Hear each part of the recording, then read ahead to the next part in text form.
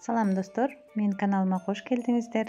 Бүгүн сиздер менен эт менен жасалына турган пирогдун рецептиси менен бөлүшөмүн. Анда эмесе видеону акырына чейин көрүңүздөр. 2 жумурткага туз жана кум шекерибизди кошуп аралаштырып алабыз. Анын үстүнө жылуу сүтүбүздү куябыз. Кургак ачыткыбызды кошобуз. Жана электен өткүзүлгөн унубузду салып, жумшак камыр ээлейбиз.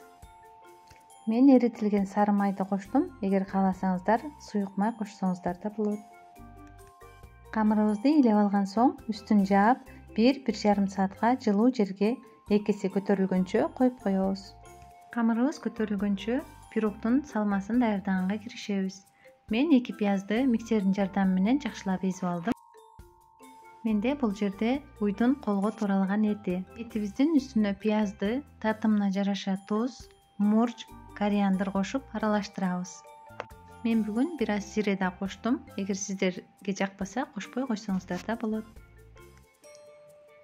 Мынакей биздин камырыбыз да көтөрүлүп калды.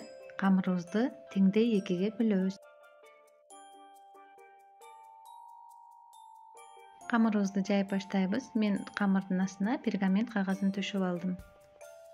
Камырыбыз өтө жука да, өтө калың да болуп калбашы керек.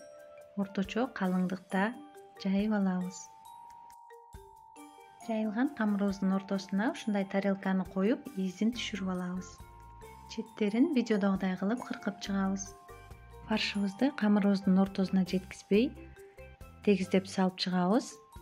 Жана чекесинде кыркылган камырларды бири-бирине өткүзүү аркылуу түйүп алабыз.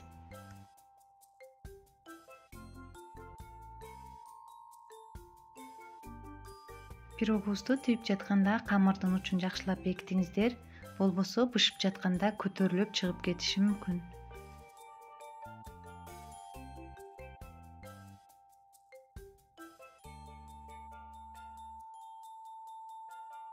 Түйүлгөн пирогубуздун бетине жумурткабызды тегиздеп, баардык жерине жеткизип жагып чыгабыз. Пирогубуздун ортосуна кетчуп жагып, үстүнө теркадан өткөзүлгөн сырды сээп, 180 градус кызытылган духовкада 35-40 мүнөт бышырып алабыз.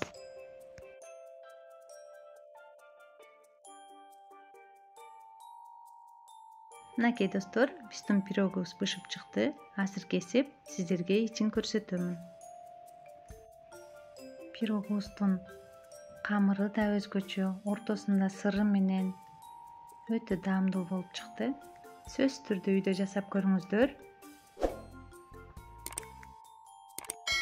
Жана менин каналыма жазылып коюуду унутпаңыздар.